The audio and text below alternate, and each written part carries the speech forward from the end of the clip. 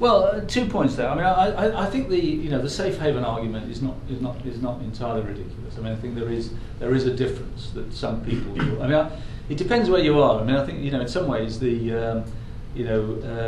some people in China are more sophisticated about this than some people in America, who tend to view Europe as all the same. And I remember I shouldn't say things too critical of it, because it's now a sister paper within the same organisation. But the Wall Street Journal, long into the Thatcher era, used to talk about socialist Britain, and I thought that was a bit written, maybe looked at from America. It was, but it was a long time since we'd had in those days, since we'd had a socialist government. So I think there is, to the extent that people look at it, I think they do distinguish, and they do distinguish between the UK and certainly some countries in Europe. I mean, obviously, it's not all countries in Europe when it comes to the point about gilt yields, because we can boast, as George Osborne did yesterday, when UK gilt yields fall a little bit below German bond yields, because Germany is obviously in the Eurozone, but regarded as a safe haven within that. So there are variations, but certainly in comparison with a lot of countries in Europe, I think we are seen differently. I mean, the London point. The reason it is a puzzle that despite that sterling hasn't been stronger, and I think that is explained by a residual belief that, and I suppose borne out by the recent data, that when it comes to it, the European Central Bank is a more effective guardian against inflation than the Bank of England will be.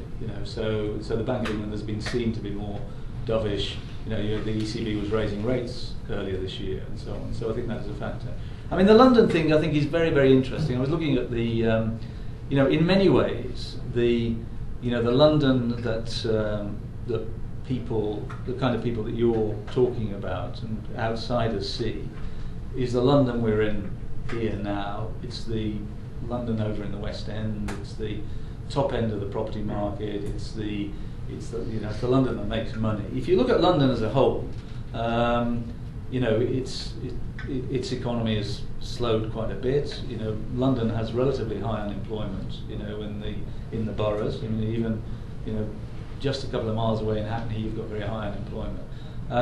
But there's no doubt that London is, central London is an enormous, and the southeast region that it draws upon is an enormous wealth creator, and has a lot of advantages over the next few years, not least because it has the lowest public sector dependency in the UK.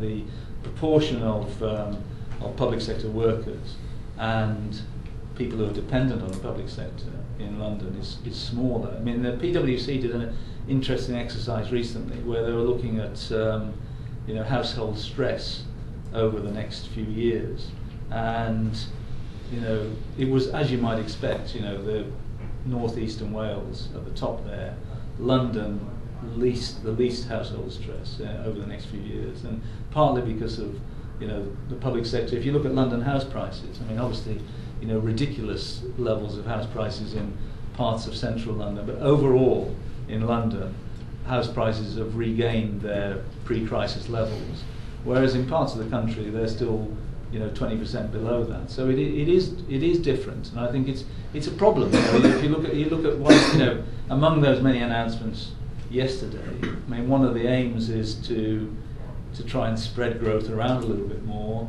partly through infrastructure spending. But we've seen that happen so many times before. And one of the problems you have about past regional policy comes back to bite you, because one of the things that happened in the past in terms of regional policy was that you relocated public sector activity out of London and the southeast to places like Newcastle, Swansea, and so on. But then when you come into a period of cutting, that makes those regions more vulnerable to the cuts. So I think it's very difficult. I mean, the economy is somewhat lopsided. I mean, I think a lot of the cities, though, I would say, in around the UK have done an enormous amount to improve themselves. I mean, they are, the there are some very attractive cities there and very good cities to do business in. It's the smaller places I worry about more. I mean, I think, I don't particularly worry about Manchester, but I do worry about, Wigan.